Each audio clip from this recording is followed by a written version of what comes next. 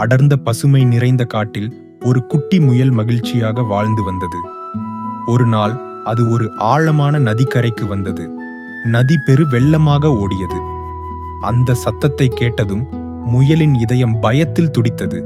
சோர்வாகவும் பசியாகவும் இதை நான் எப்படி கடப்பேன் என்று கவலையில் தரையில் அமர்ந்தது. அப்போதே நம்பிக்கை போல ஒரு உயரமான ஒட்டகச் சிவிங்கி அங்கே வந்தது. முயல் நடுங்கும் குரலில் கேட்டது, நதியை கடக்க உதவ முடியுமா? ஒட்டகச் சிவிங்கி பாசமாகச் சிரித்து சொன்னது, என் முதுகில் ஏறிக்கோ. பயப்படாதே. அது முயலை பாதுகாப்பாக தனது முதுகில் ஏற்றி நீரை கவனமாக கடந்து மறுபக்கத்துக்கு எடுத்துச் சென்றது. முயலின் பயம் நம்பிக்கையாக மாறியது. மறுபக்கத்தில் முயல் மகிழ்ச்சியுடன் சொன்னது, நன்றி. அந்த நாள் முயல் ஒரு பெரிய உண்மையை கற்றுக்கொண்டது. நம் வாழ்க்கையில் எவ்வளவு பயமாக இருந்தாலும் இடையில் யாரோ ஒருவர் நிச்சயமாக நமக்கு உதவ வந்து விடுவார்கள்.